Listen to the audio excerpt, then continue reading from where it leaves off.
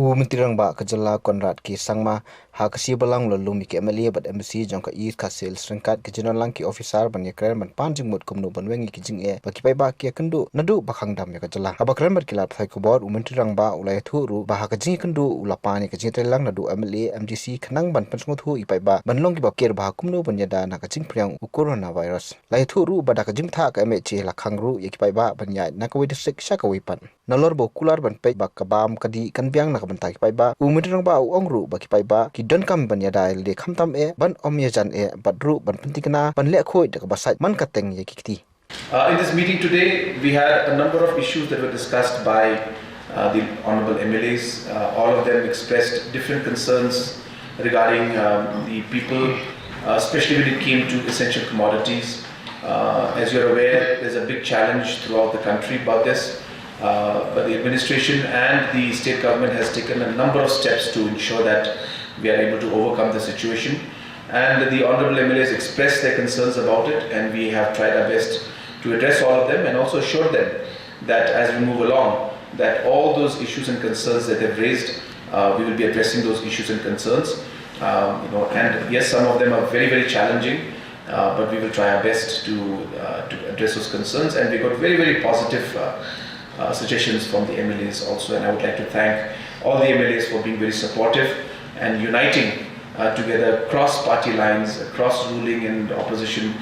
We are here to give a message to the people of the state also that all the political leaders across party lines are standing together with the people of the state to overcome the situation, and that we are all working together to ensure that all our issues and are addressed, and as I said, we are all able to overcome the situation. At the same time, I would once again urge the citizens of the state that please follow the rules and norms that have been given by the district administration and by the government in general. These are being done for your safety, and therefore only if the society and the citizens come together and we are disciplined and responsible in our ways, only then can we overcome the situation.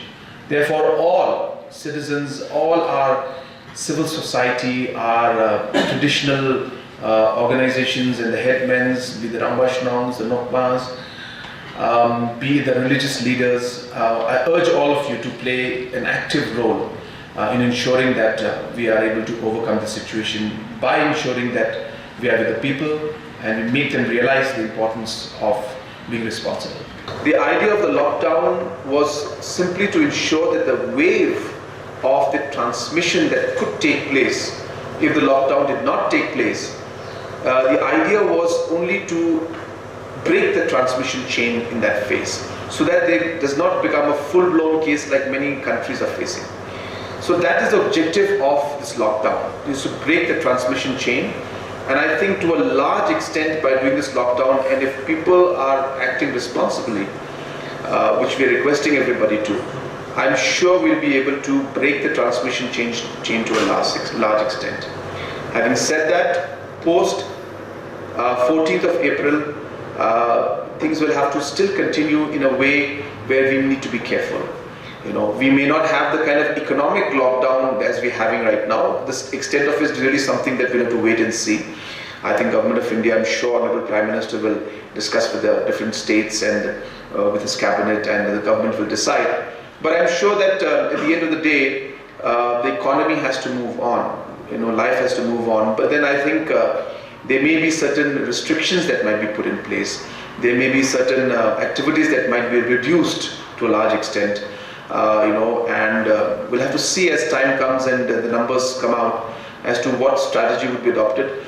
But having said that, I'm sure it's almost like till we don't find a vaccine or a medication to this, we will be in a kind of a corona age, and I think we need to learn to live with it with precautions.